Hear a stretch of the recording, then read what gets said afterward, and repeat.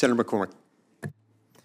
Thank you, Mr. Chairman. Mr. Wright, good to see you. It was great to have a meeting with you, and I'm excited about working with you. And we believe in Pennsylvania, the road to energy dominance goes through Pennsylvania, and it's critical to our future in Pennsylvania. So I'm gonna ask you a couple questions. Forgive me, they're parochial, but I want to stay focused on the things that matter to Pennsylvania. As I'm gonna hopefully do a quick lightning round here with you. First, the East Coast is at a significant disadvantage on LNG export capacity compared to the Gulf Coast, which is a big problem for getting Pennsylvania energy production to other parts of the country's allies around the world. Can we work together on getting export terminals online starting in southeast Pennsylvania outside of Philadelphia? Senator, the more energy infrastructure we have in this country, the better for America, the better for Americans, the better for Pennsylvania. I agree very much with your desire there. I've expressed that view many times. We have the Marcus Hook terminal for natural gas liquids, but not for the main event, for methane and for natural gas. Would be hugely beneficial to Pennsylvania and to our country to have access an LNG export terminal on the Pennsylvania coast near Philly. Great, thank you. We can't power the AI revolution without cheap and reliable power for data centers and tech clusters. In Pennsylvania, we've seen recently an innovative approach with a Microsoft arrangement with 3 Mile Island. You and I spoke when we were together about the potential for Pennsylvania to become really a leader with energy and AI going hand in hand. And so, as we discussed in our meeting, I'm putting together a Pennsylvania Energy and Innovation Summit later this year to bring together the energy sector, leading AI companies, huge sources of capital, global investors, to deliver on President Trump's vision to unleash American energy and technological leadership. And so I'm looking forward to working with you and Secretary Burgum on that. Can I count on your support?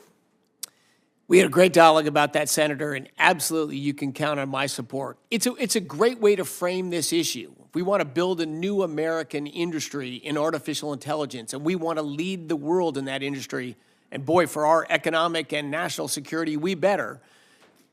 You can't build any new industry without the energy to support it. So you have this vision that's a great coming together of a new manufacturing industry to manufacture intelligence and use the energy resources you have in Pennsylvania and attract the private investment capital to make it happen.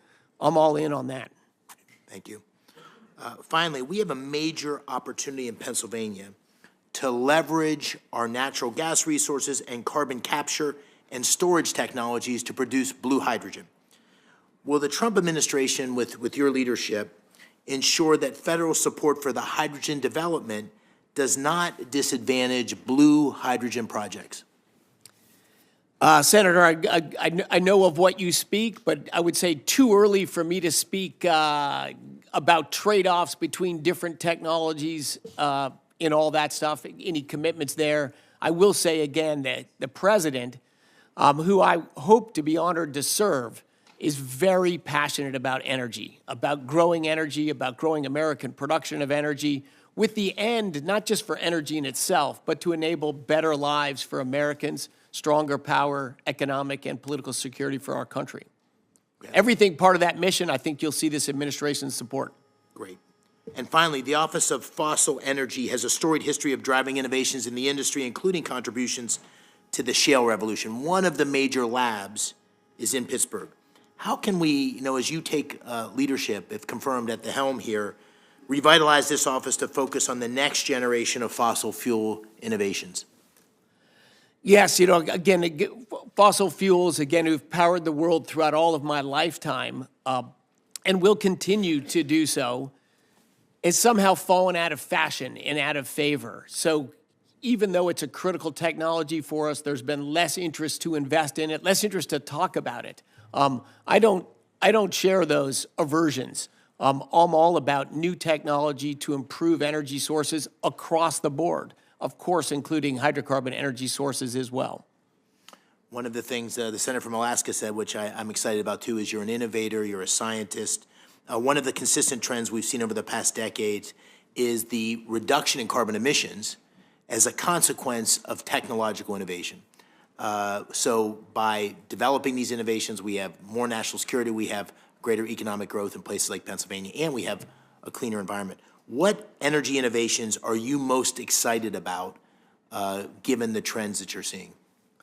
Oh, there's so many. But as you're talking there about natural gas in Pennsylvania, it's been the biggest driver of reducing America's greenhouse gas emissions. On a per capita basis, they were lower last year than any year since I was born.